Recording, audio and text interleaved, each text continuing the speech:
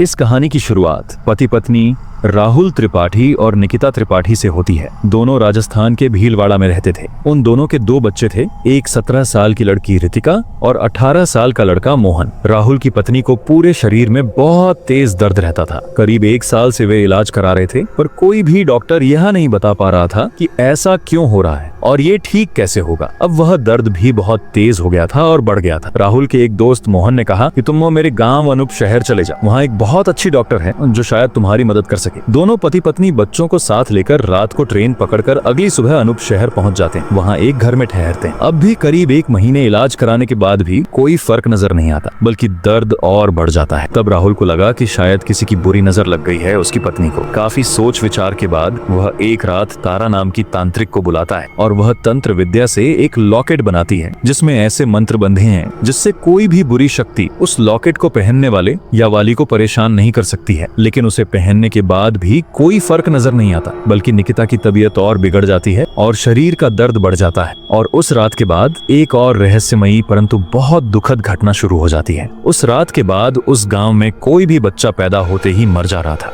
गांव वाले इस अचानक हो रही घटना से बहुत परेशान और दुखी थे। वहीं दूसरी तरफ राहुल ने एक और तंत्र विद्या का सहारा लिया, जिसमें वह अमावस्या की रात जब उस गांव की कुलदेवी की पूजा शुरू होगी तब अंजाम देगा। गांव में हर 10 साल में एक बार नवंबर के महीने में उनकी कुलदेवी की पूजा होती थी और उसी दिन राहुल को उस तंत्र विद्या का इस्तेमाल करना था, जिसमें वह एक मृत शरीर जो मरे 24 घंटे से ज्यादा नहीं हुआ हो उसकी आत्मा के जरिए अपनी पत्नी का इलाज करेगा। फाइनली 1 नवंबर की रात को वह इसे अंजाम देता है जब सभी कुलदेवी की पूजा कर रहे होते हैं। लेकिन उस रात को गांव का एक दूध वाला ने उसे ये सब करते देख लिया। अगले दिन उसकी पत्नी बिल्कुल ठीक हो जाती है और वह दोनों बहुत खुश होते हैं। लेकिन शायद उनकी किस्मत में कुछ और ही लिखा था। दूध वाले ने जो कुछ भी देखा वह सब गांव वालों को जाकर बता दिया। गांव वालों को लगने लगा कि शायद इनके कारण ही उनके बच्चे पैदा होते ही मर रहे हैं। उन्होंने साथ मिलकर प्लान बनाया कि आज इनके घर में आग लगा देंगे, जिससे पूरा परिवार जलकर मर जाएगा। वे ऐसा ही करते हैं, पर कुछ लोग गांव में इसके विरोध में थे,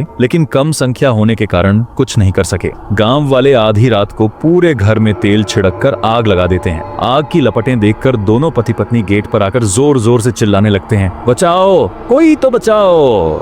गांव वाले कहते हैं, और तुम्हारी वजह से हमारे बच्चे मर रहे थे, अब चलो। दोनों पति पत्नी साथ में कहते हैं, हमने कुछ नहीं किया, हम निर्दोष हैं, हमें जाने दो। लेकिन गांव वाले उनकी एक न सुनते। आखिरी में निकिता जोर से चीख कर कहती है, मेरा श्राप है कि अगले अमावस्या तक पूरा गांव श्मशान घाट बन जाएगा, कोई जिंदा नहीं बचेगा। और ऐसे ही वे दोनों वहां जलकर मर जाते हैं। ये सब वहां उनके दोनों बच्चे रितिका और मोहित, जो वापस भीलवाड़ा लौटने के लिए टिकट लेने गए थे, इस दौरान वापस टिकट लेकर पहुंच जाते हैं। पर इतने सारे लोगों को एक जगह इकट्ठा देखकर कुछ कर नहीं पाते और चुपचाप सब कुछ देख रहे होते हैं। दोनों की आंखों में गुस्सा और डर साफ साफ झलक रहा था। क्या निकिता की कही बात सच होगी?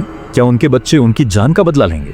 जानने के लिए सब्सक्राइब करें हमारे YouTube चैनल कलयुग पुरुष को, क्योंकि अगला वीडियो जल्द ही आएगा। और अगर आपको हमारी यह कहानी पसंद आई तो लाइक और कमेंट करना मत भूलिए।